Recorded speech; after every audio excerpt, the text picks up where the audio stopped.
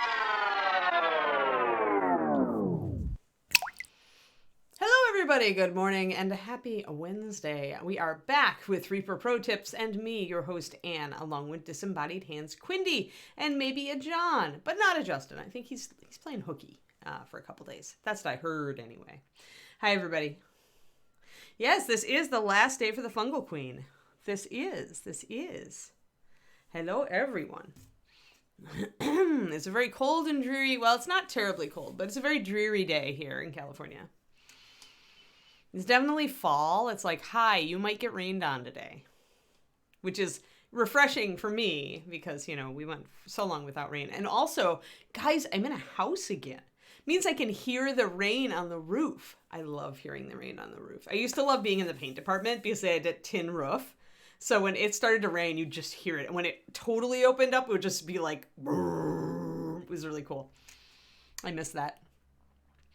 But yes, I'm looking forward to a rainy winter. I'm hoping that we get lots of rain this winter and that our droughtiness will not be as bad. That is my fingers crossed. That all the plants will be much happier. Yes, you might get rained on. Yeah, well, I'm going to still walk, so I might get rained on. Because I don't bother with umbrellas, because I really like the rain. I just have like a raincoat so that I can go and traipse around.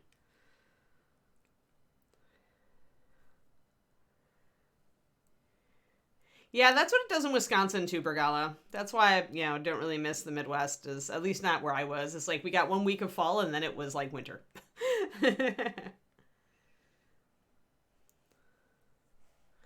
Oh, I have no idea, Pendrag. I mean, LA is the real port, is the real, blockage. They started to switch to 24-hour shifts, like round the clock. I think last week I read in the news to try to catch up. Now that they're starting to get in a better COVID situation down there, so they've got people fully vaccinated and working. So hopefully that will help, but it's insane. And FedEx is murdered out here. I don't know how about FedEx is where you guys are, but the LA hub of FedEx is locked up. Just ridiculous. UPS and Amazon are still functioning, but FedEx, good luck. Just good luck. Oh, it is the biggest container port? Yeah.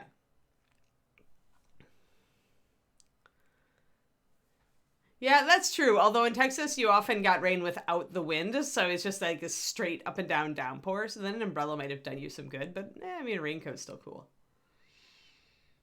Yeah. Oh, nice. Yes, you'll be wet already. Great. Hello, lead tonics. All right, let's get this thing on the road while we chat about the weather, because apparently that is the most entertaining thing, and in fall it is, right? Because it's changing for the first time in ages. So I don't begrudge you a little weather chat. I asked, after all. All right, cool. We are working on that's right, we're using a new color because we're using Lotus Orange to build this awesome corally pink color.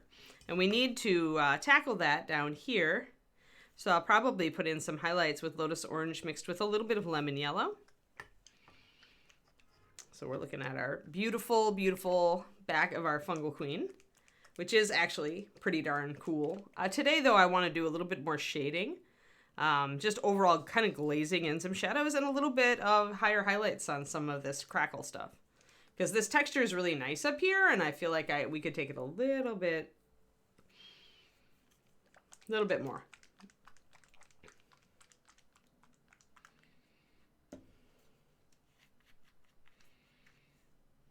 Yeah, truckers have been hit hard by the pandemic, for sure. At least I remember reading something about that. All right, what are I doing? I'm 2 Lotus Orange and 1 Fire Red, that's right, and then 1 Rosy Skin. To give it that, fleshy look that's just a little creepy. So we like just a little creepy. It's October. Man, I'm trying to be on such a budget, and I don't really have money for Halloween decorations, so I'm kind of thinking that might be jack-o'-lanterns alone this year, and just next year I can buy a kitty cat skeleton or some. I need some purple and orange lights. I don't know. Maybe I'll look at how much they cost, but I'm trying to be good on my budget. And I still need to think about Christmas because we're actually having David's parents for Christmas, which means we will actually have a Christmas tree. This will be the first time I had a real Christmas tree, guys. And oh boy, since I like moved out of my parents' house, I think. I don't remember ever doing it in the old house. I don't think we ever did because of the dogs and we didn't have the room. Maybe I'm wrong. Maybe we had one like sometime in there once. Oh, that's right. Yeah, maybe we had an artificial one or something. I don't know. But I want a real tree.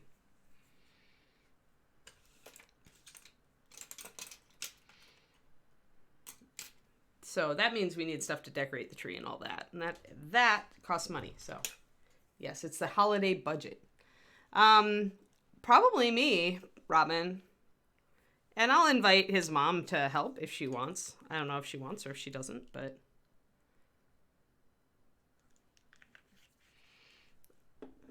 it depends because like David at this point is very good at some things, but I mean a lot of the stuff he'll help out with the prep for sure because he's really good at that. He's really good about that. David is. It's really nice to have, you know, him like very much insisting on helping in the kitchen and in a productive way because usually it's me putting stuff together, but he will prep very well. He'll slice everything up. He'll get it all in bowls and stuff. Giant spider skeletons. We have people down the block, Garnico, who have giant spiders like this big perched up on their chimney and up on their roof and on their like car. It's like ridiculous. Some people go over the top.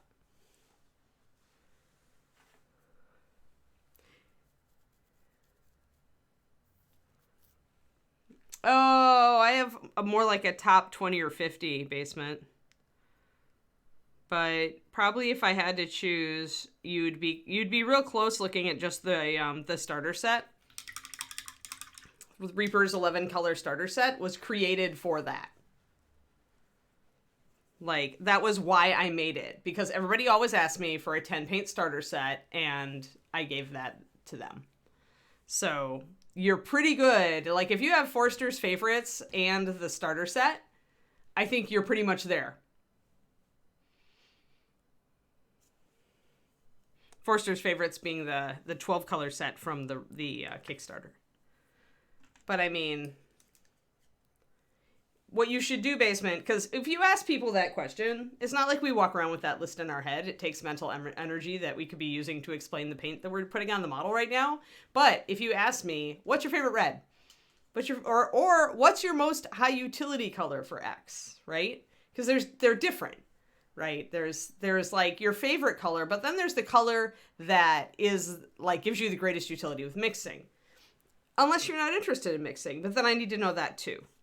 So, think about that question a little bit more. 12-foot skeleton. My God.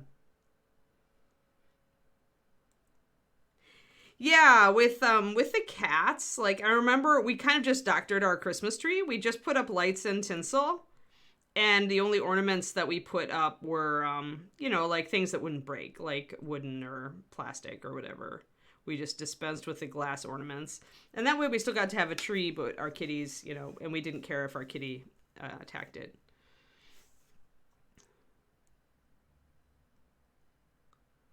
But if you know your kitties are going to climb it, then you better anchor it really well. Or I guess just not have a tree, but I don't have cats now, or dogs right now for that matter. So this will be a non-animal household for the Christmas tree. But of course, once the puppy comes, then we'll see.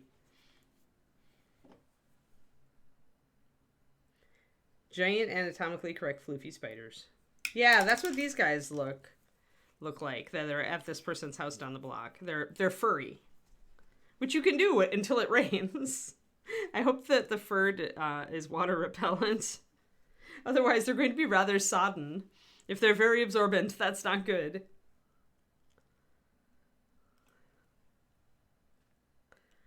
But then we have to have somewhere to put those plastic pumpkins, Pendrake, and I am so not. Like, I'm not really into things these days. Like, I want to be able to have some decorations for the holidays, but I am no longer into having a bunch of crap around the house. Right now I feel like we have a very good balance in our storage versus our stuff. And like everything fits in the house with a little extra room to spare. But I really don't want to go to the point where I feel like the house is crammed full of stuff and we have no room for anything. So holiday decorations for me are going to be a balancing act. It's going to be pretty, I want the minimum that will make me feel happy about the holiday. But I'll leave the overboard to somebody else. Somebody with a lot more room in their house. Oh no, yeah. Yeah, that's a problem when your cat doesn't understand that trees are not edible. Well. All right, I'm gonna actually, yeah, where's my Nightmare Black? I do need that for touch-ups. For when I want my lining here to be sharper. I was just going over with my coral color, this pink here, which is a mixture of fire red, rosy skin, and the new lotus orange. And then we've got the lotus orange with just a drop of lemon yellow in it to brighten it up for these highlights. But down here, what I did is just add one more coat of the coral just to make it really solid down on these little pink areas here. Hey, Shodokami, thank you. 10 months. Fantastic. But yeah, I pretty much just I think I want some lights because it's easy to bundle up lights into a small package and for Halloween and Christmas. And I want some, I definitely do want lights because I love having outdoor lights for Christmas.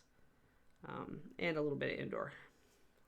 We could never do it at our apartment because they had like rules about what you could put out. And they also didn't give you an outlet outside because, you know, then you might actually put up lights or something. But here we actually have outdoor lights and we've got hooks to hang more outdoor lights. So I'm excited.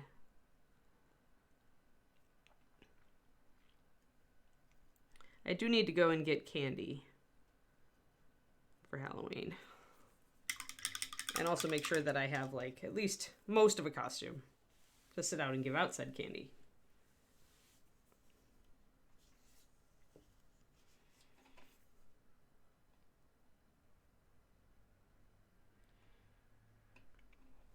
Alrighty.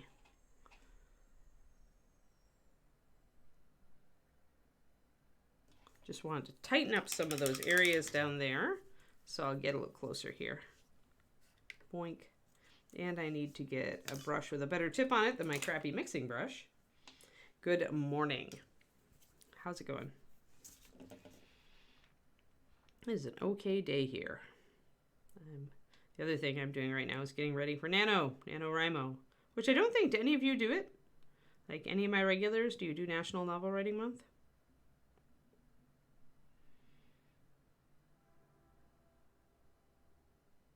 Many of you already know that I am a longtime nanoer.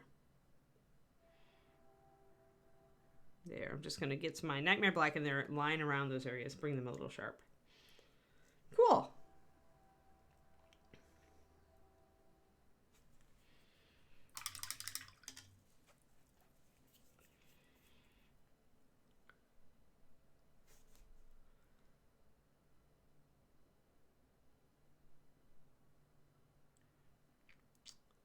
I'm listening to a book that's very good, but also very soul-killing, like right now. Don't you love... Okay, now, there are these books out there. Like, there are these books. And there are these how-to videos. And there are all sorts of things out there that are they're going to tell you how hard it is and how near impossible it is for you to ever succeed at doing X. And they believe they are being realistic. What they are really doing is killing your soul. So after you absorb the knowledge that they have to offer, kick them to the curb and believe in yourself. Just saying. Just saying. Yeah. Yeah, I mean, I have a really full schedule, but surprisingly, I surprised myself by like starting to get up earlier. So now I feel like I'm going to have a good hour in the morning to write. And that will make it much easier. Because I can usually get at least 1,000 to 1,200 words in an hour, and you have to do about 16 to 1,700 a day to keep up with Nano. So that means I only have to make up like 700 for the rest of the day, which is very doable.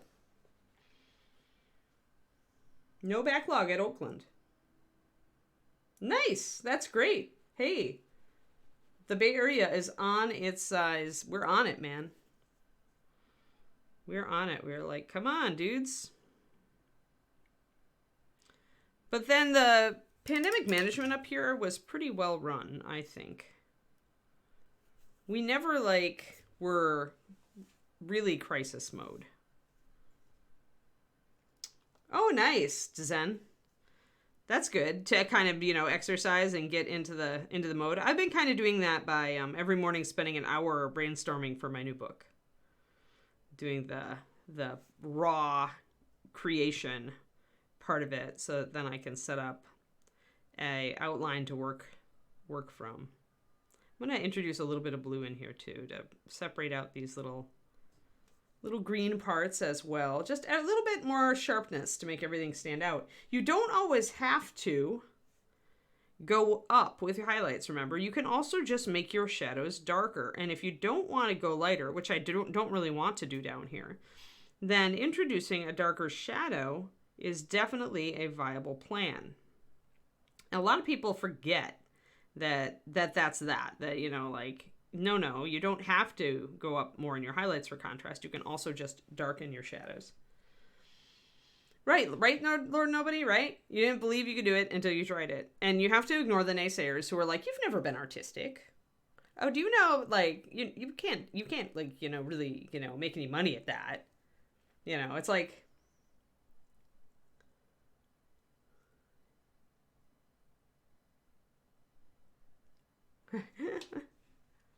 Oh, you don't need a book to tell you that you'll probably fail? Like, Kerniko, like, now. Remember, positive mindset. Because you know what? If you believe that, then you will. So don't let, the world is gonna like, work in some failures for you no matter what. So it's best if you kind of like shoot for better than that and believe that you can do it.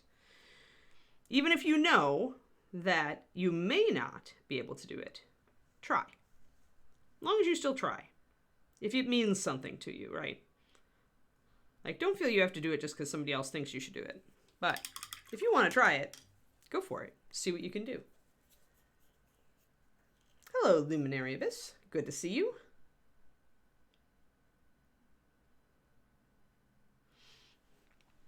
Yeah, I ignore most of Nano's emails. The things that are worth reading are the pet talks, which are usually about once a week by famous authors or published authors. Those are really useful, and I actually print out and save a lot of those, Pendrake, to encourage me.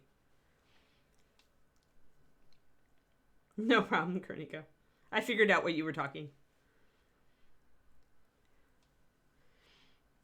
Yeah, if you don't... I prefer to flip that on its head, Lord Nobody, and say, believe, the first step to success is believing you actually can do it. And sometimes you have to force yourself to believe it. Sometimes you have to firmly admonish yourself every day that you can do this. Even if your gut says, no, I'm not believing these words that I'm saying, like, keep saying it and keep trying to believe it.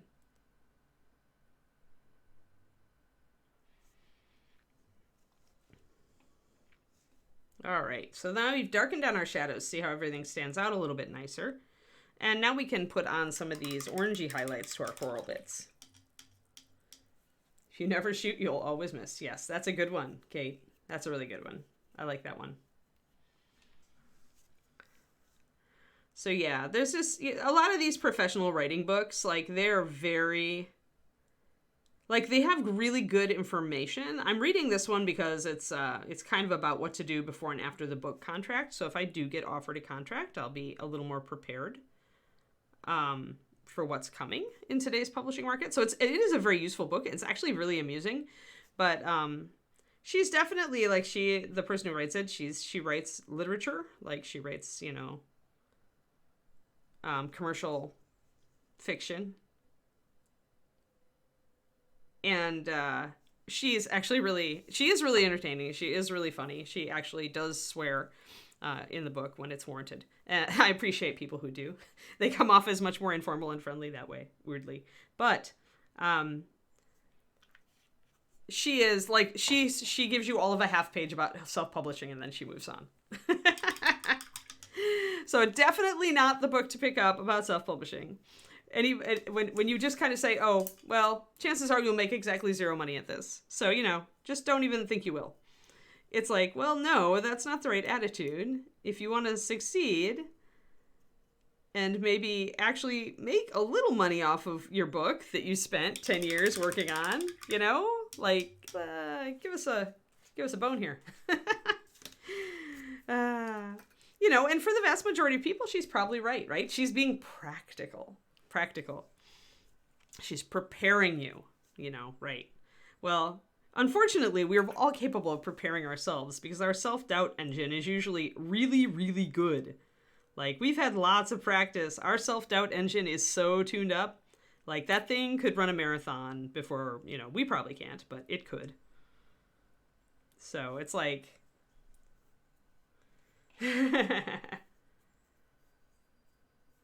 That's good, Kareniko. That's good. Good afternoon.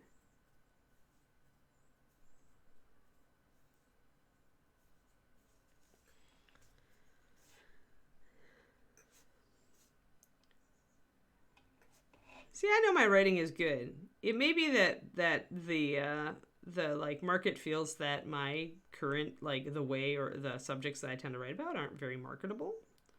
Who knows? But we'll see. I mean, it's early days still.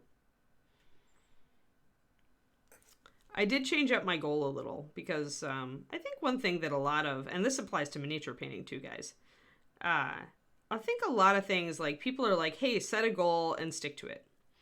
But what they don't say is that, things change in your life. And especially if you set a goal for, like, over the course of 3 months or something. But even if you only set a goal over the course of 1 month, things can change. And so you should always kind of reassess your goal, because as you reach for that goal, you're going to learn stuff. You're going to learn maybe stuff about your work process, or how much time you actually do or don't have, or when is the best time to do X. So be willing to reassess and change your goal. There is no harm in it, like, in reassessing and changing your goal based on things you have learned. So there we go. So we've got some coral coming in there. I'm going to go up to yellow, I think. Lurk. The problem with self-publishing, though, Lord Nobody, is you usually do not have a large audience. You have to build one. Just like with Patreon. You start with maybe 2 people, and you have to build it, right? And that's why I kind of, one of the reasons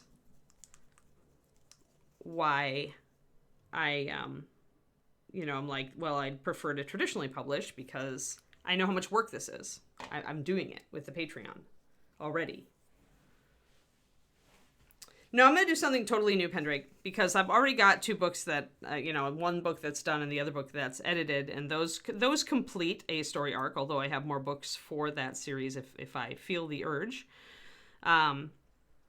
But I decided there was an idea that was eating me, so I decided to take a break, and I think it's going to write very fast, because it's a fun kind of urban fantasy with a bit of romance, which is a popular genre. I read a lot of it. I enjoy it. So I was like, you know what? I have this idea. I think I want to write it. So that'll be fun. I'm looking forward to it. I'm creating the world now, and of course, as we know, that's the most fun part. So I'm putting just a little bit of lemon yellow, guys. See that little highlight come in? Let's get a little closer. Oh, I also wanted to add a bit about naysayers and, like, life in general. I mentioned, the Patreon.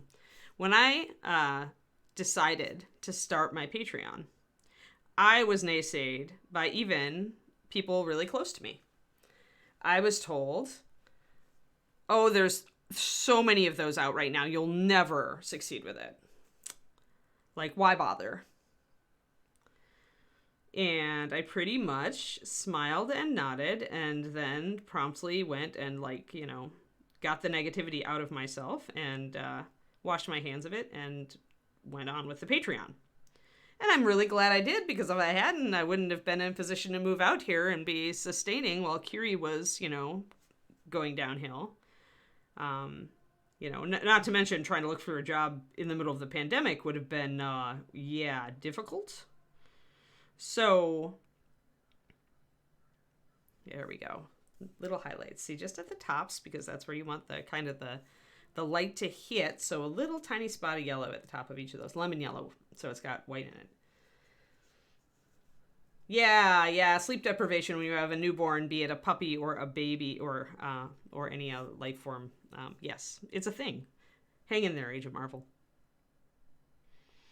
But yeah, so people will tell you, whatever your new creative endeavor is, that, oh, that's really hard, man. You know, I don't know. I would never. Another good one is I would never be able to do that. You know, so it's like, then you feel like you have to say, no, you can. And it's an energy sucking kind of thing. It's like, I need that energy to tell myself that I can.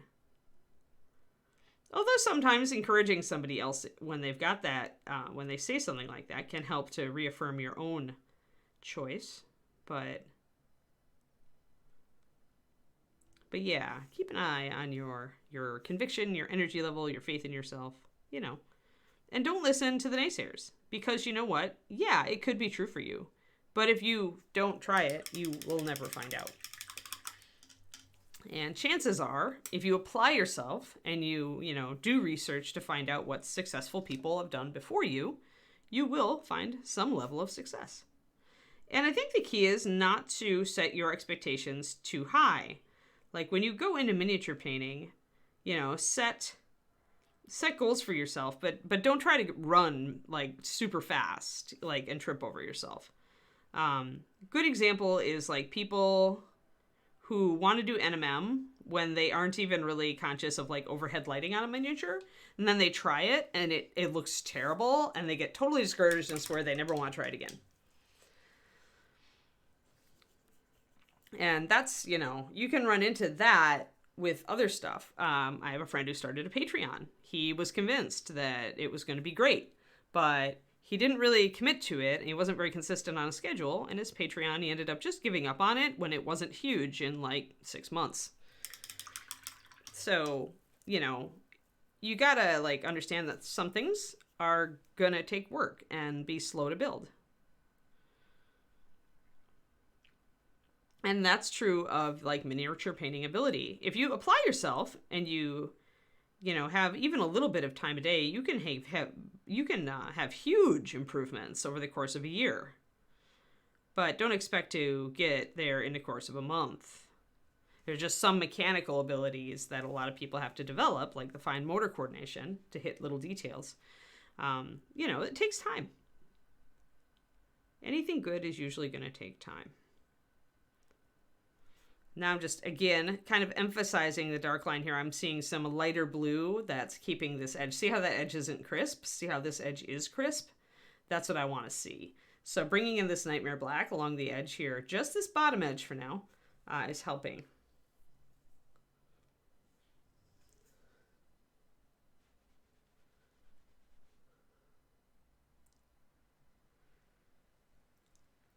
Yeah, for sure, because immunity and, yeah, totally crows.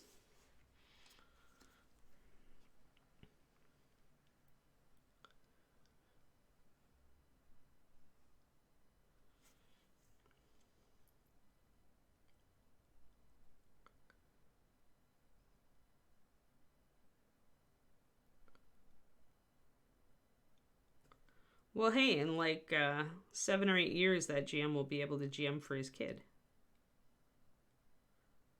Have a captive audience. There we go. So again, crisping up that bottom edge just a little bit. I'm going to actually thin down my Nightmare just a little. You don't want to thin it too much. Nightmare Black has pretty good coverage out the gate. It's better coverage than your average liner.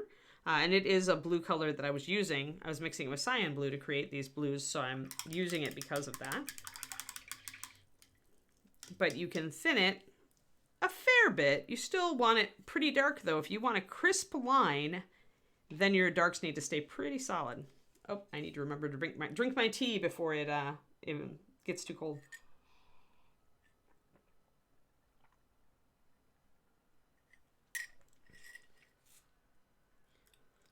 Oh, funny. So yeah, so you'll all have your kids growing up in D&Ding together. That's pretty awesome, actually. Remember, you can start them on mini painting as early as age 5. They will like to just slobber paint in things and not finish them, but getting them to love this hobby early is not a mistake.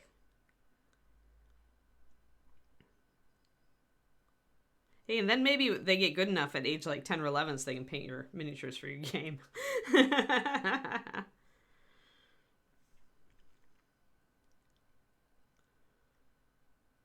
We had, at Reaper Paint Club, one of our regulars started bringing in his eldest girl.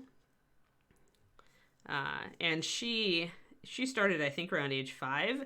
And by the time she was 9 and he started bringing her twin younger sisters with them, who were 5, the eldest was like getting significantly good. Like almost better than her dad, I want to say, at that point. After 4 years of coming to Paint Club and just futzing around really and just having fun. But there were enough people who were trying to get better at Paint Club that the mindset she got that mindset, and then she started trying to get better and to paint better. And she would come over as this little blonde girl, come over and show me her miniature very solemnly and want to critique. 5, they're kind of little forces of chaos at 5, but if you control the paint application, or at least the paint application that gets on things other than the model, you're pretty good. You can totally start the mini painting that early. I started at age 9, so.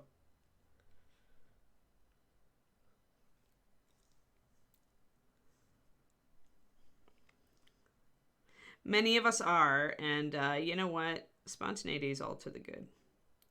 I mean, don't let it, totally take over your life, but, because, too much chaos is as bad as too little chaos.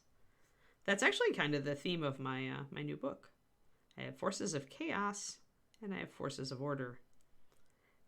And humans are stuck in the middle, because we are, really.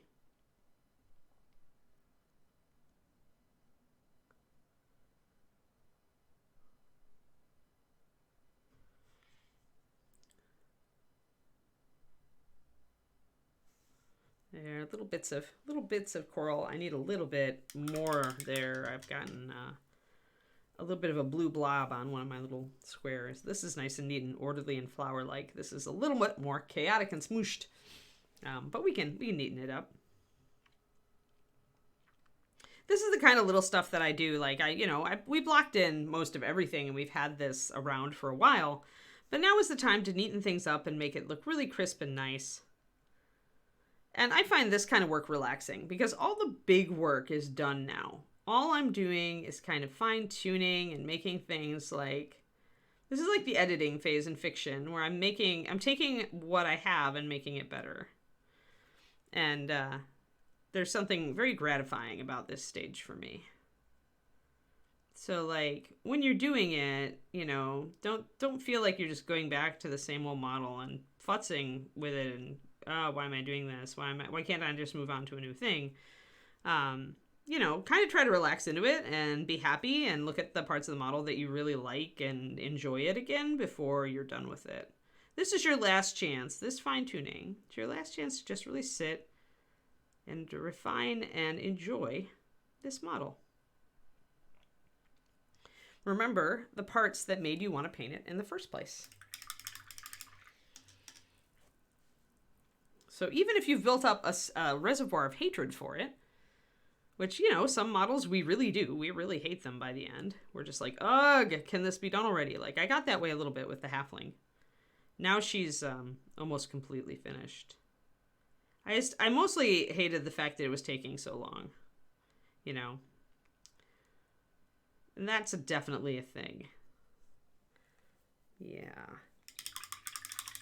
Well, yeah, finishing touches. But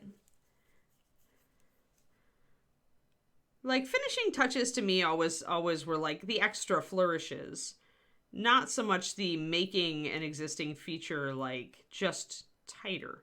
This is more like tightening. There are parts of this model that are loose and flopping around still, and I'm just bringing them into order so that everything looks nice. All right, so now let's get those yellow highlights on. We got a little bit of those yellow highlights on here, but let's bring them all the way around and get our highlights all the way around and then come down and do these. Then we will come...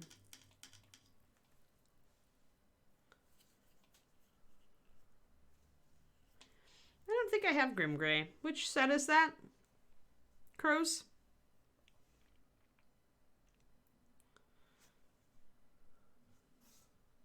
There are so many new paints now. So I'm just putting a dot of this coral mixture up on top of each of these little segments. Sorry, it's the orange mixture. So it's not my coral, it's my orange.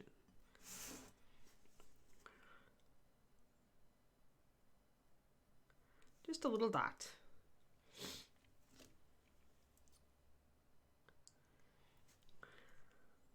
Gray is very easy to get coverage with because you can load it.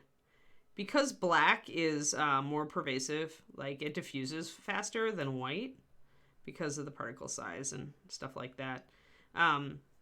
It's easy to get a gray with good coverage because you usually, even if you load a bunch of white in for coverage, the black will still overwhelm the white to a point.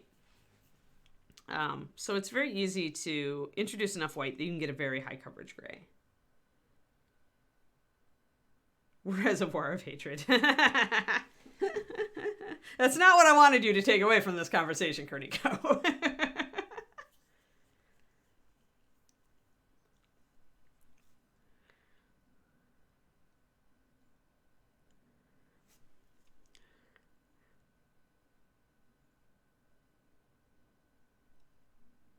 Yeah, I use the word tightening up. I'm not the only one who does. For painters who work like David does, where he blocks in everything very loose, very sketchy, just to make sure that the lighting and color composition is working, then spends time adjusting that aspect, but then spends time, there's my little dot of yellow at the top of each of those, but then he spends time actually tightening. So what started loose becomes tighter and tighter and tighter and tighter until they have it at the point they want it.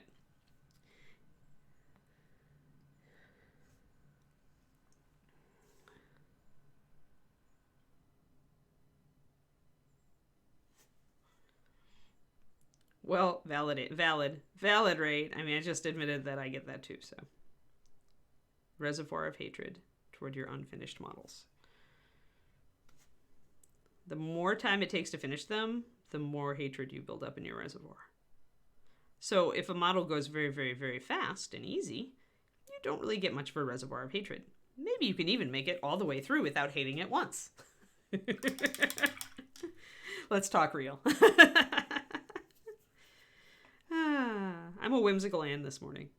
It's because this new book is about, like, the Fae, is a different, slightly different version. I always like to take, tropes and modify them to serve my own ends. So this is about a community of Fae in the Midwest, and the girl who runs across them and gets involved in them with them, much to her chagrin, because her life is already chaos. She didn't need more.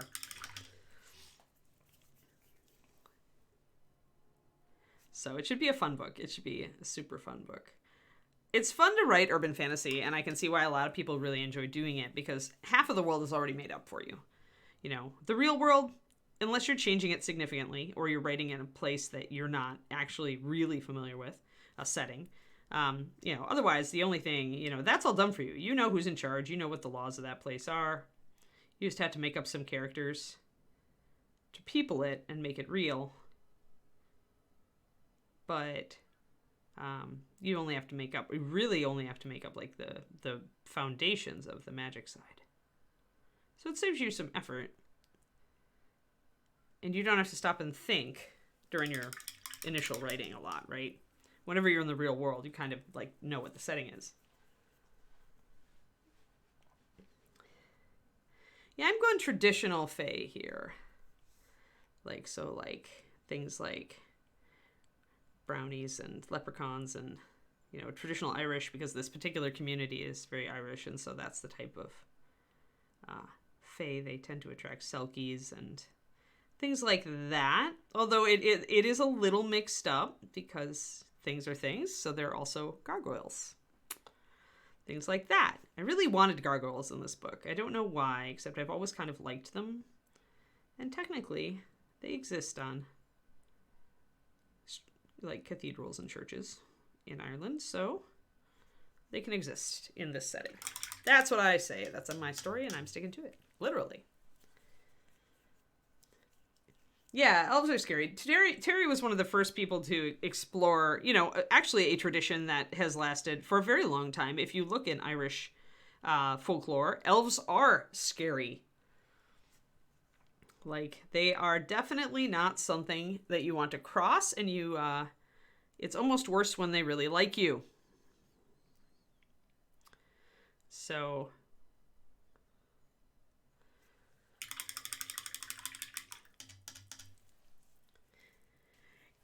Kinda, Agent. I mean, there are some, they definitely have a lot more humanoid. Some of them have more humanoid forms, and some of them have more bestial forms, depending on, like, just the type they are.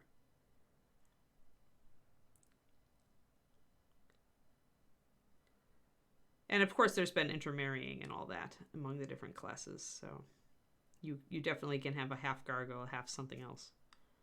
And that would change your form. But they're also, I mean, Fae are inherently chaotic. And so forms are malleable things that you can change over the course of your life.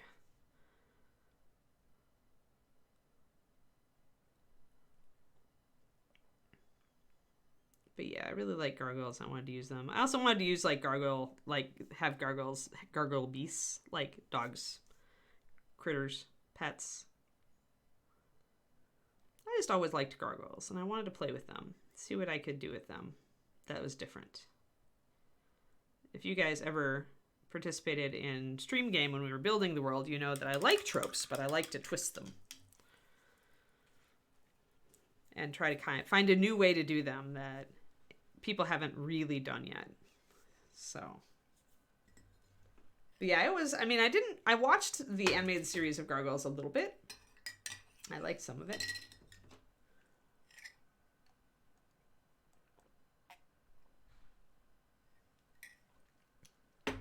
Yep. Yeah, Selkies and Kelpies are really cool.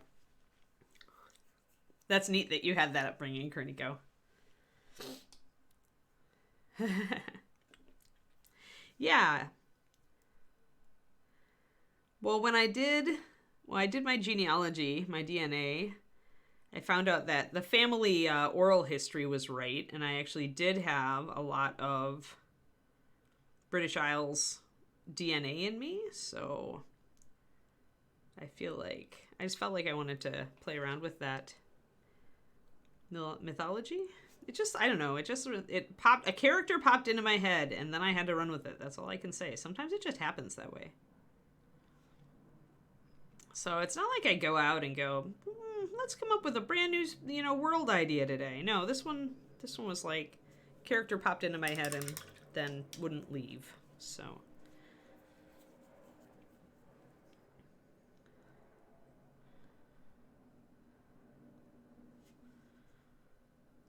there we are. So that's nice, and that looks lovely. Awesome. Let's move up to our cap. Yeah, the animated Gargoyles was good, from what I saw of it.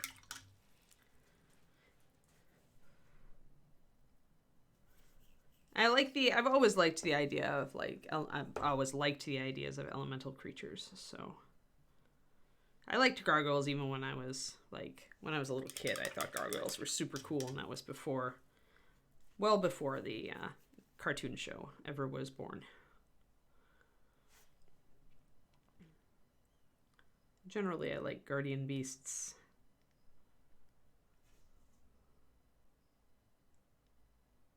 Because griffins were one of my favorites too. I don't think I have any griffins in this story, not yet.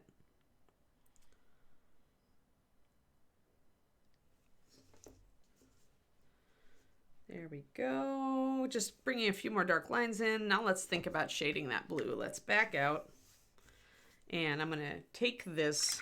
Now the real thing. We've got our Nightmare Black, which is really a blue black. You guys can see. Let me show you the color for those of you who may not be familiar with 9280. It's a beautiful color. When you thin it down, you can see it. Whenever you wonder about a dark color and what color it really kind of is, you can always thin it down and put it over white, or you can mix white with it to find out. That will show you what colors really are in that. Hello, Thormel.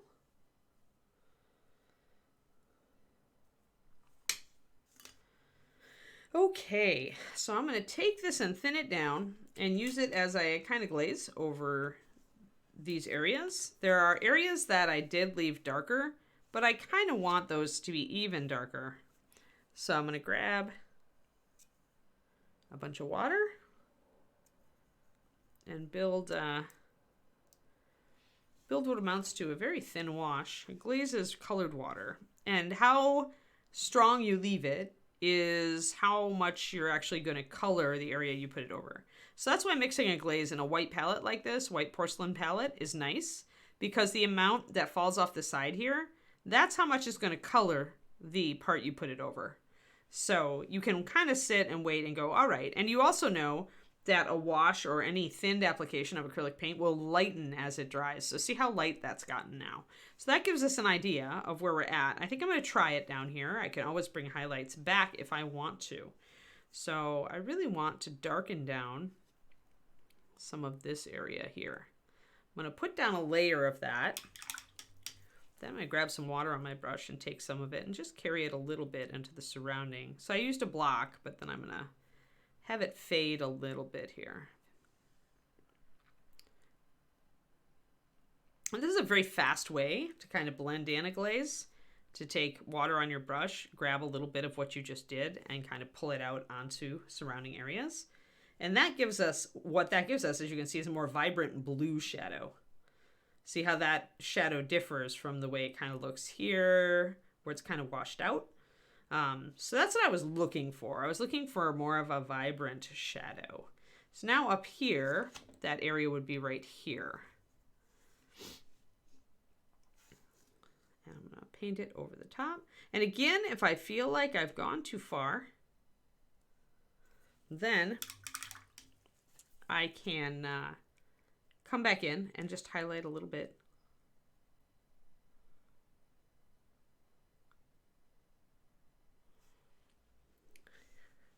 There, a little bit here. I'm using kind of a crappy brush for this, since I'm going big and fast over the surface. This doesn't have a very large shadowed area. So since I'm being a little rough on my brush, because when you're going fast, you usually are being just a little bit rough on your brush, don't use a really good brush for this. You don't have to be precise, so there's no reason to use your good brush.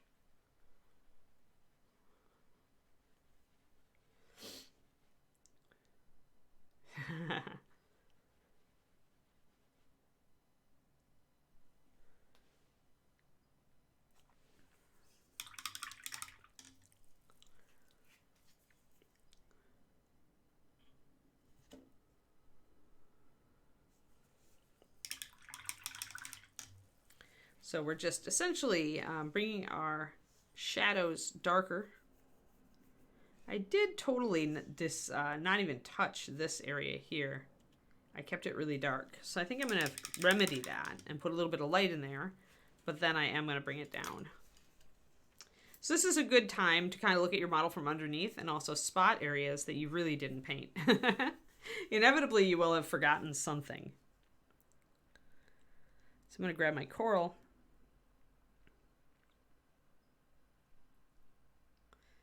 and bring that in.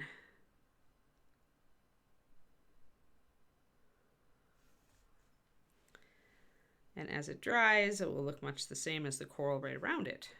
Because the rosy skin helps give opacity to this color. It gives it a little bit of coverage, so it can be put over a dark color like this, but it still has some transparency, which is what you want when you're going over underpainting like this. Remember, we had white underpainting on a lot of these to make them brighter. But on these curve under, so they're going to be in shadow. So we do want it to end up still pretty dark.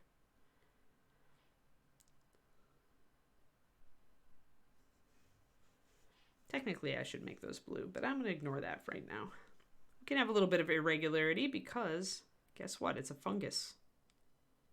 I can just fade in the edges here to make that look right. You do not have to be symmetrical when you're working on an organic piece. Although it may please your inner organizer to do so.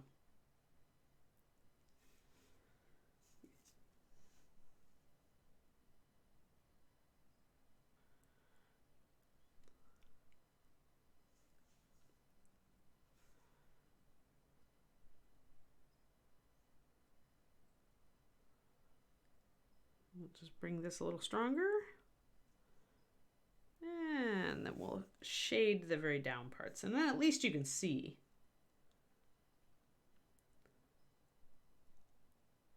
Oh, okay. I probably have it around somewhere then. What color gray is it?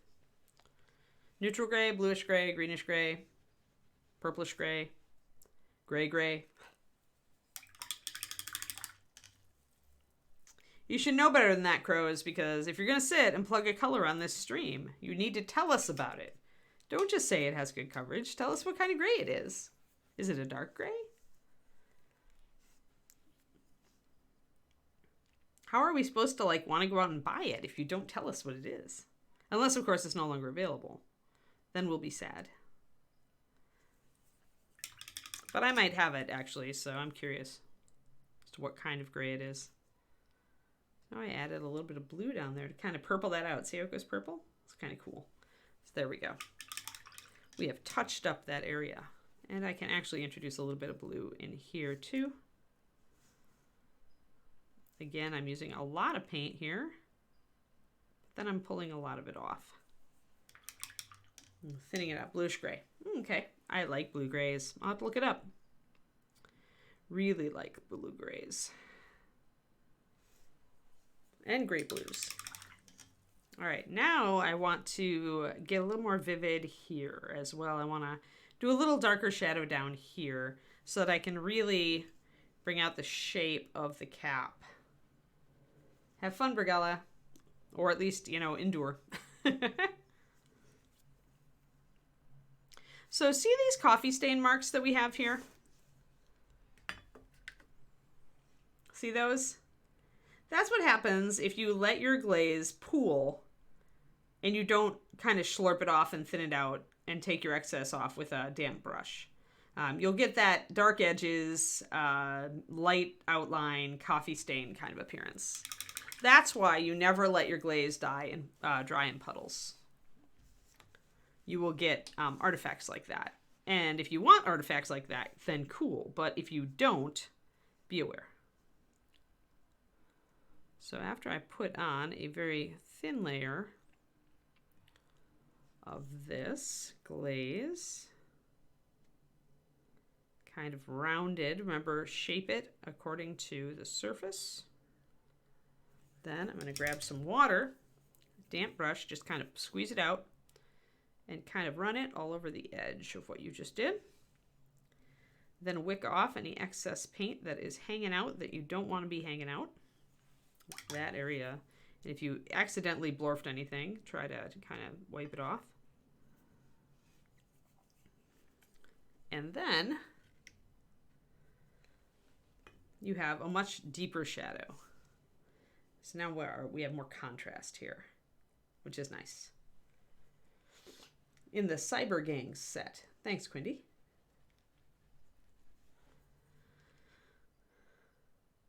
So yeah, then if anybody has those sets, now you can go and check out the gray to see if you like it. There we go. Excellent. So now it's back out. Boom. We're getting there, guys. We're almost finished. The back looks so pretty. I'm in love with the back. It's just so pretty. It is lovely. I really like it. I think I want to highlight a little bit of here. I think I want to maybe bring out my blue just a little bit more. I'm going to check out the front. I do like the front also, especially this angle because you get all of this, but then you also get some of the dress. So I like this.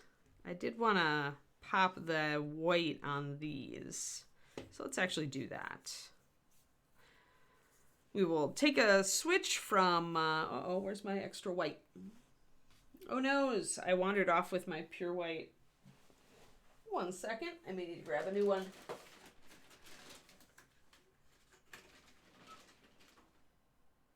Yes, we definitely do not want pearl white. Let me grab a, is it hiding? No. That's Vampire Pallor. We don't want to use that one. Let me grab a new pure white, guys. 1 second. My old one was getting low anyway.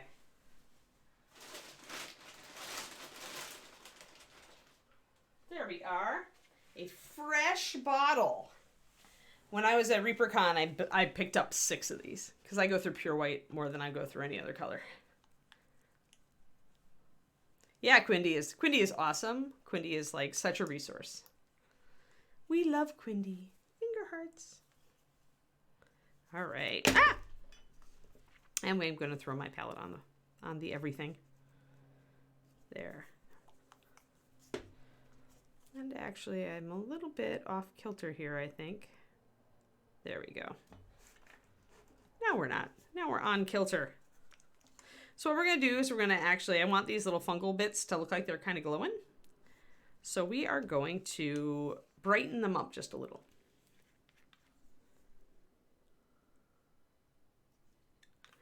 And then if we have time, we'll go back and highlight the cap further. And then we'll be done. But I definitely did want to make these guys a little bit brighter. And that means you've got to go up to pure white. Anything you want to be emitting light must go up to pure white. Or really, really close to it. Like you could probably get away with a color that's an off-white, like Vampire Pallor, if you wanted a pale greenish light. Going up to this, as long as it is the lightest, brightest thing on your model. We have some pretty light, stuff up here too. So I want to make sure, like right now, her stomach is registering as lighter than these light emitting fungi, and that's not what we want.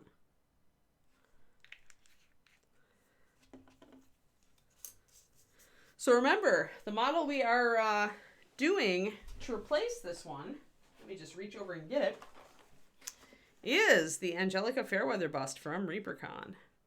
Hey, and it's a Jean sculpt. So for the first time in, gosh, I don't know, ever, like we will be working on Jean Van Horn sculpting, which is awesome. I like to switch it up. So now that fungus is dungus, we will go and work on 1676. For the first time, we will work on a bust. And I chose this one because she has a lot of different surfaces. So we have a lot to unpack on this model. I do need to prep her, as she is, I believe, resin. I think she is. So I will need to, definitely there's some filling to be done and some old lines to be taken off. But then that's what we're going to be painting. We're going to do a totally different thing. So if you have been tempted to get into bust painting, then you will want to start tuning in on the appropriate day of the week. So what I'm doing here is I've thinned my paint about 2 to 1. Let me see if I can get a nice in focus there. And I'm really just kind of brushing it over the area at the center of this fungus. It is opaque, but it's got a little bit of transparency to it. I want it to build up fast, which is why I'm using it so thick. But I do want to kind of fade it out a little bit as it gets out here.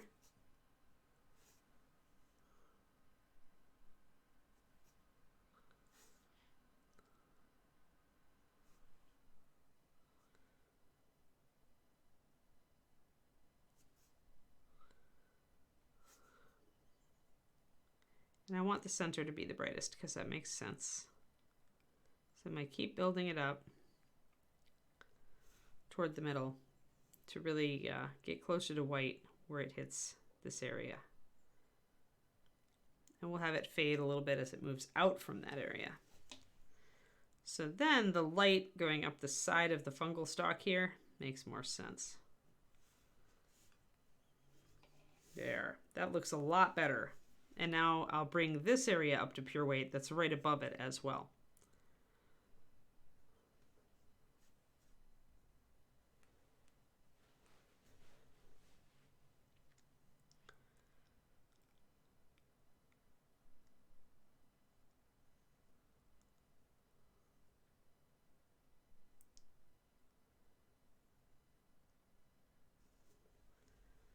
There we go.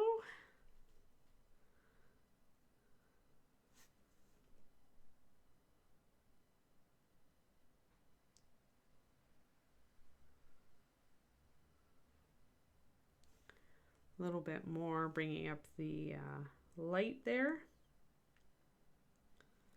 Make sure you're consistent. And make sure that your pure white is only at the brightest areas.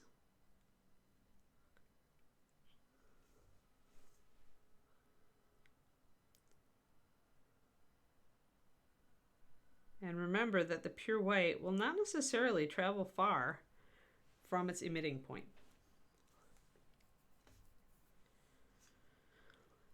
So when you compare those, you can see the light here a lot better than you can see it here. See the difference? So yeah. Another thing we didn't do is get the tops of these areas. So I don't know what if I want to do.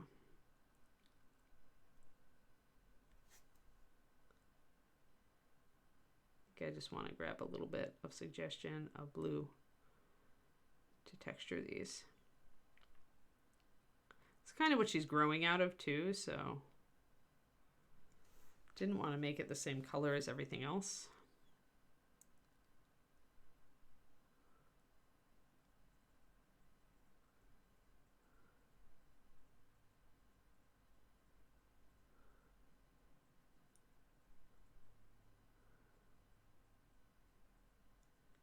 But a little bit of stippling here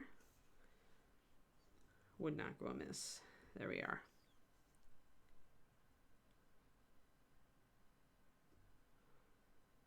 And then I can lighten that up as well.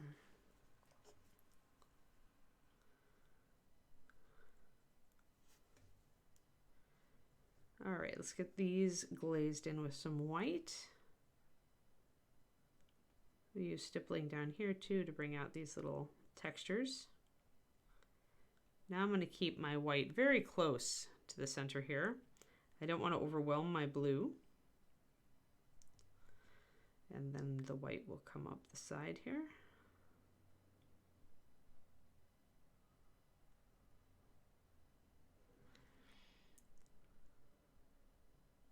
Light fades exponentially as it moves farther away from its source. So most glowing fungi and things like that will fade very quickly from a pure white down to a medium blue and then gone.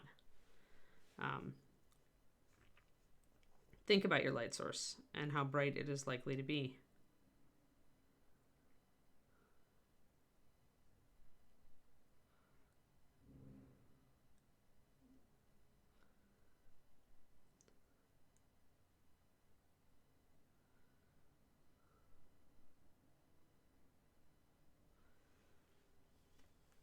And remember that the light shining on something will change the underlying color of the thing. So lying on this brown, it grays it out. See? Because blue and gray, or blue and brown are complements, so it's going to make gray or washed out grayish tan when those cross.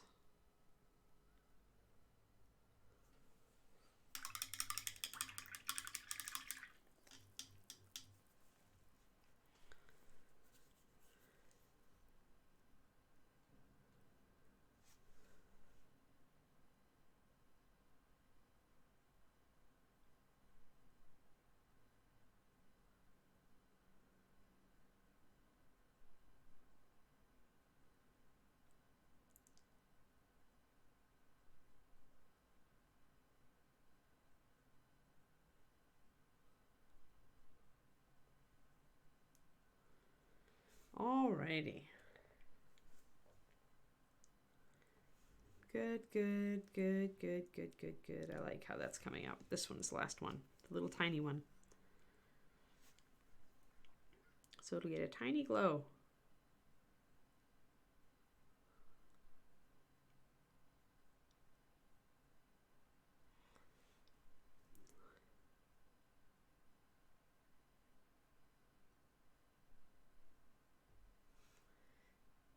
And technically I could take this up a little bit. It's not quite got enough of a fade. There it is. There we are. Let's zoom out and look at how that looks. Always when you're doing lighting effects, even when you're just doing your highlighting and shading, zoom out and kind of take a look at how it looks. See how it looks in relation to everything else. See, now that's brighter, but the fact that this is bright is still, her skin tone is still pale, so it's still holding its own against this. Now, if I want to make sure that that's so, because sometimes you'll do this glow effect, especially if it's lower down on the model like it is here, it'll overpower details up top. So what I'm going to do is take some pure white and glaze that in on her skin as I move upward.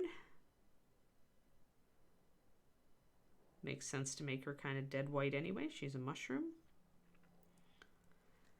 And I'll layer that so that it leads the eye up. So that the eye is still on the skin tones and then notices the blue. You at least want the skin to be on equal footing with your light sourcing. Or at least like, you need to make sure that the parts that are important on the model stand out. And it's not just the light source.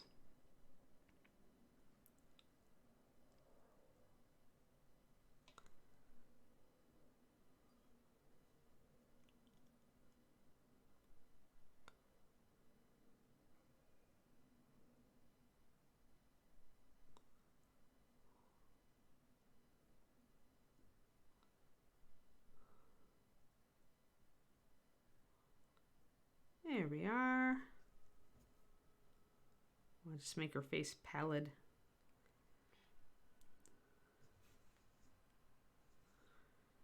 Pallid and inhuman. Which is pretty easy, because the sculpt is definitely somewhat inhuman.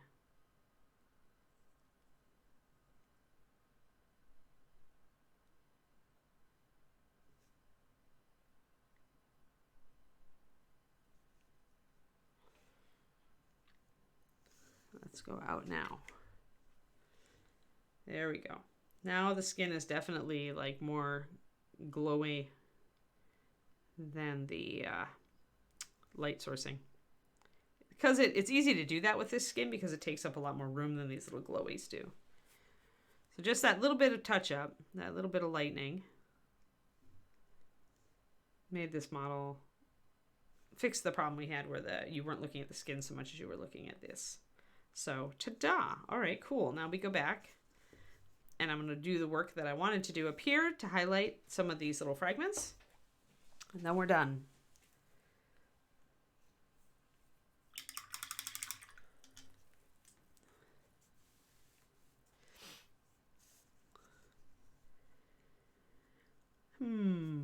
Well, I have my orange and my yellow here. I really like how it came up in the middle of here, so I'm going to actually bring in a little bit more of this orange. I'm going to drop a water in it though, because it's been about an hour and I can see that the edge in my palette is getting a little goopy, a little dried, and that means that the paint is thickening.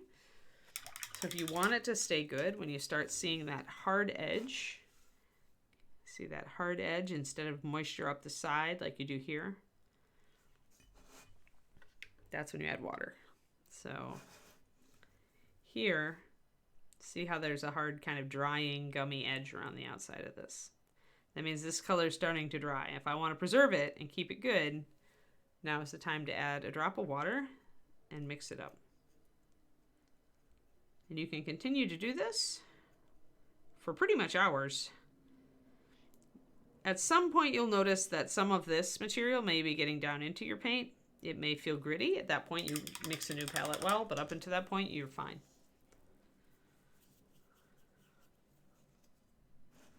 And we're using these 3 colors here.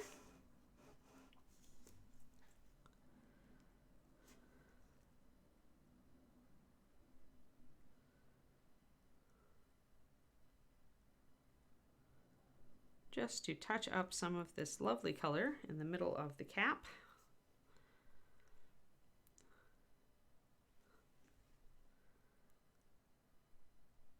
Warm it up a little bit back here. And also what this does is, since I'm using an orange, it really pops the blue. The blue and the orange start to really pop each other at that point. We've got a pink and a green, and then we've got an orange and a blue. So these are all sets of complementary colors that are interacting with each other. And that's why everything... it's the same stuff we've been working with all over the place. So it is this coral color, which is 2 of the new Lotus Orange, 1 Fire Red and 1 Rosy Skin to make it a little bit softer. And then this is Lotus Orange plus a drop of Lemon Yellow to make it a little warmer. And then we've got Pure Lemon Yellow. And then the blue is Cyan Blue with a bit of Nightmare mixed in, highlighted up with white. Although most of that highlighting is actually underpainting. If you go back in the old parts where I originally painted the cap, you will see the underpainting. That was the dry brushing we did. And the darker colors that you are seeing are sometimes the glaze that I did earlier, but often it is simply just the darker undercoat. This is that black cherry color that we did, which I think was Fire Red plus Nightmare Blue.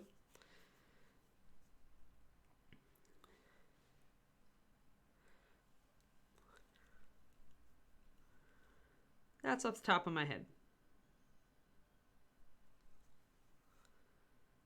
But yeah, it's we talk about it if you guys go back and watch the old streams on this, the original streams on this. And you can always find any model that I work on stream by going to the Reaper YouTube and typing in its item number, in this case 44050, Fungal Queen by Christine Ben Patton. If you type in 44050, you'll probably find all of the videos featuring this model. Quindy with the YouTube. Sorry, Nightmare Black. It's I call it Nightmare Blue because it really is. It's what I've called it from the beginning, pretty much.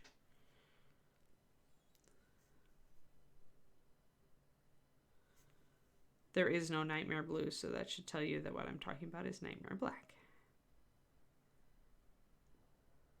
But yes, you'll have noticed I habitually call it Nightmare Blue. Because in my head, that's what it is. That is one of those, we talked about it yesterday, one of those incidences of companies naming something so that it will sell better. Black always sells. And blue can sell, but doesn't always sell. Plus, when you put this paint on undiluted, or even just slightly diluted, it's definitely like looks black. If you don't have any other pure black on your model, Nightmare Black will definitely look black when it dries. Now I'm touching up little bits where I'm like, got a little... If I feel like my coat was a little thin, I want the color to be a little stronger. We go and touch that up and bring in these fade in colors, fade in cap bits, where it's fading from the coral to the blue. Yeah, just make sure you mute everything. That's why I mixed the Nightmare Black into the Cyan Blue, is to make it more muted.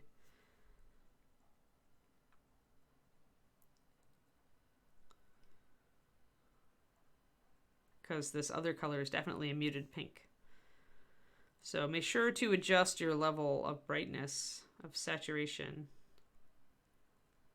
as far as how intense your base hue is, or how grayed out or browned out it is, or washed out it is.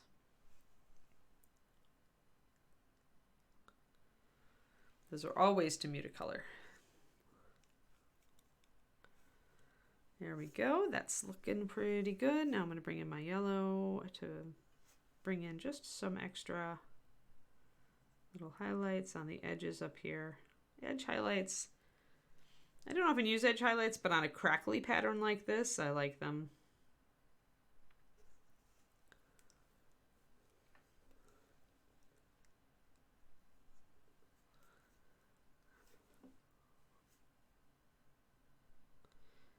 Yeah, I mean, always look yellow and blue when you're looking at pink, or look green.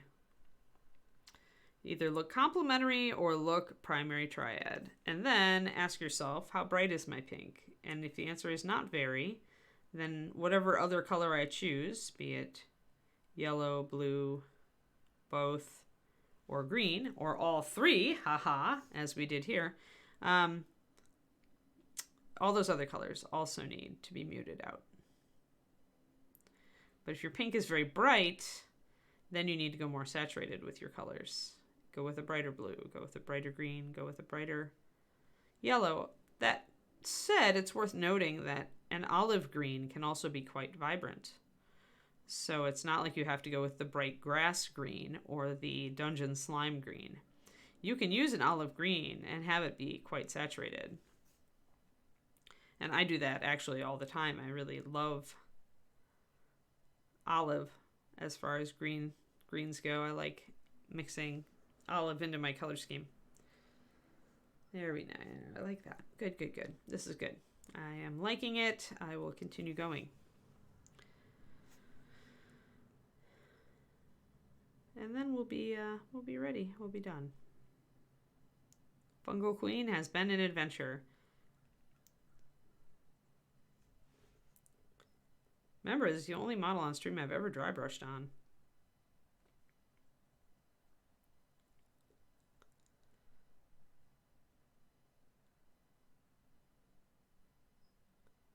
A little bit extra orange, bringing that up and around. I'm going to back out, look at it. Yeah. Me zooming the camera out is the equivalent of like looking at your model at arm's length. But because I've got such strong lighting here, it's like at arm's length kind of puts it in shadow. So it's easier for me to just zoom the camera out and take a look at it on the monitor.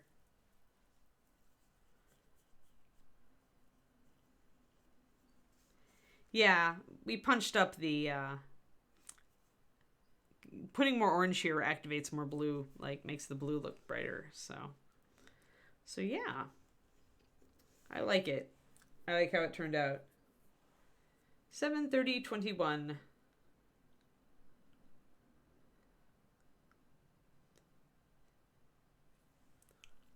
There we go.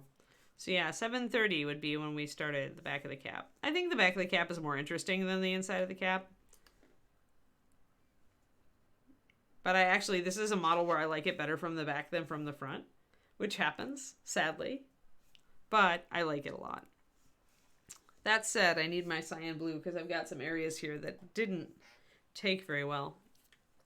And I want to correct them in the last 10 minutes here. Except that my cyan blue totally wants to clog. Hello, Kraken. You are late, but better late than never. We are finishing the mushroom.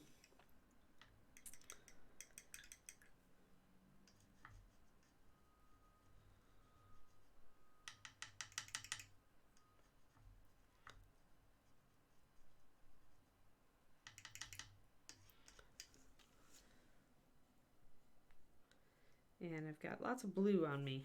That's all right. Okay.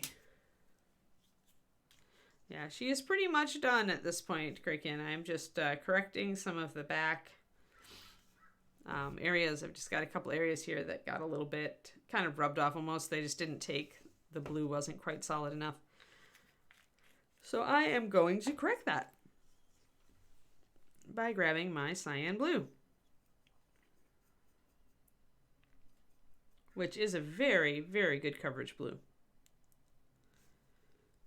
The new Plague Marines. They're nice sculpts. Oh, I needed to put in a little bit. Remember what I said about bright and not bright? That was a very bright blue. I needed to add some Nightmare to this. There we go, much better. Now I can add some white. And now I'm closer to what I needed. But yeah, I knew that was too bright the second I put it down. I was like, oh noes.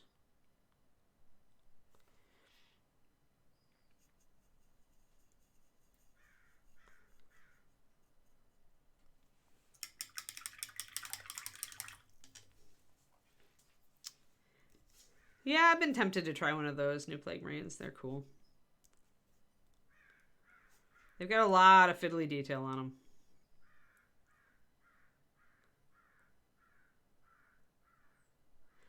I expect to see some really nice ones at Golden Demon next year. I would be shocked if nobody chose to paint them.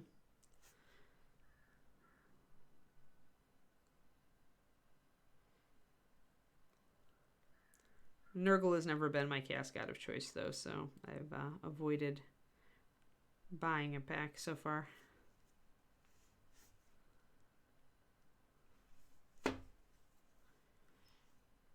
I really need a Chaos God of Squirrel. Why didn't GW, like, create that Chaos God?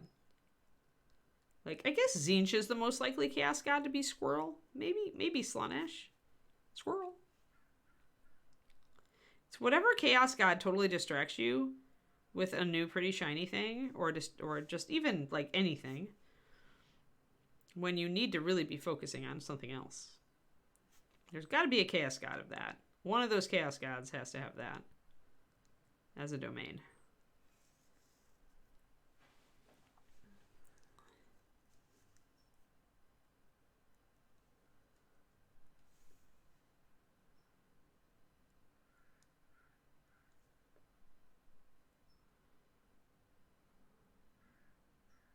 My problem with the Nurgle stuff is it's always ugly because it's always plague. But, you know, the new ugly stuff is almost pretty in its ugliness.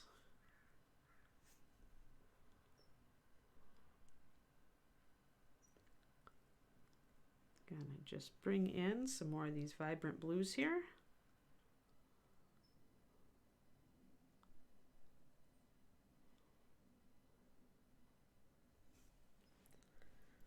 Which is fun. Very fun.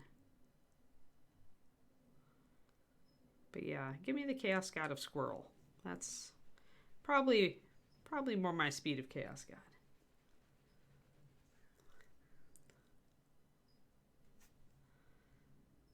That would pretty much be the Chaos God of Squirrel, because it means it distracted you from your painting, so you didn't paint enough. Or it distracted you to buy more minis when you, like, already had 60 zillion of them. So whoever the Chaos God of Squirrel is, that is the god also of unpainted minis.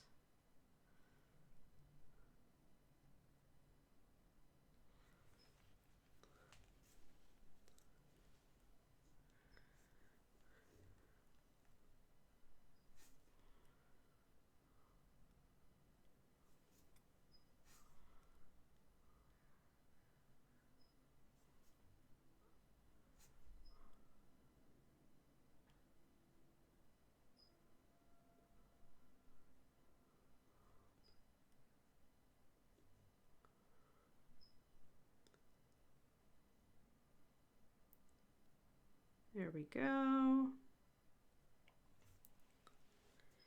Getting that nice, see how more vibrant the blue is down here now that we're hitting it harder.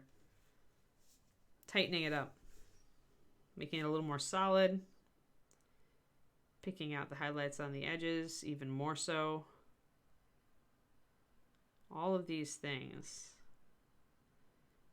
help make details stand out. Ha! Crinico.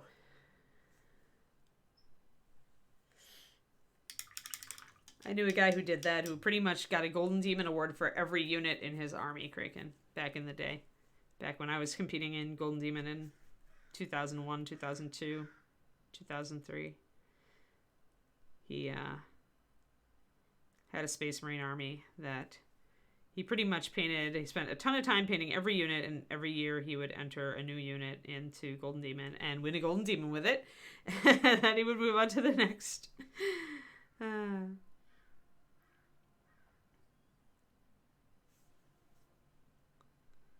So you are following in the proud tradition, of painting a very high-end army so that you can absolutely enjoy it when you put it on the table.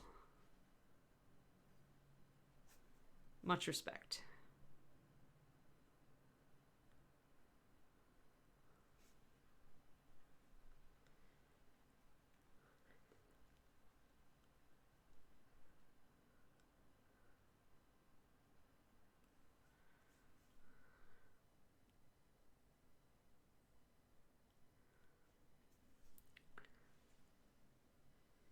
Yeah, if you want to look him up, there might be pictures of his stuff online. I mean, it was a long time ago, and mini painting has come a long way, right? But Brett DeWald, and I believe the chapter name for his Space Marines that he kept winning GDs with was the Void Reapers. He was actually the guy who made Galaxy Cloaks popular way back in the dawn of time. So if you've ever had the urge to paint a Galaxy Cloak, I think that Brett's Space Marines kind of popularized them. They were teal, like the chapter color was like a turquoise, and then the cloaks were galaxy cloaks, as I recall. A long time ago, so don't quote me on it, but I think he also did some Empire stuff, but I don't remember. Brett was a really prolific painter. Nice guy, too.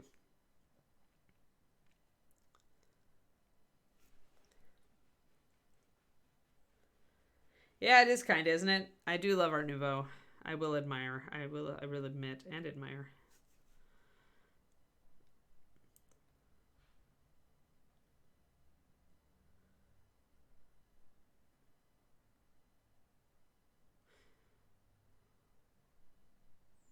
There we go. Got some more highlights up there. And then I want to hit this upper rim up here and bring these out a little bit. Oh, you found them? Yeah. I figured somebody had pictures still. On the Golden Demon website, if nothing else. Yeah, Brett was a cool guy. There were a lot of cool guys in the hobby back then that I don't know what happened to a lot of them. Some of them are still out there. Friends of mine from that time.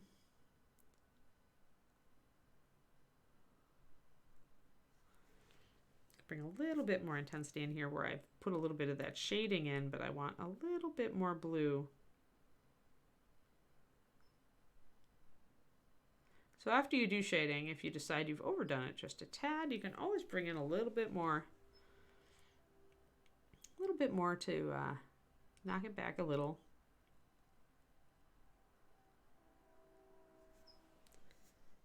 Make things look a little more solid. Yep. Thanks, Quindy. Yeah, I started about 5-6 minutes late, so I wanted to make sure that I went the distance, so to speak. Do we have any shows coming up this afternoon, Quindy?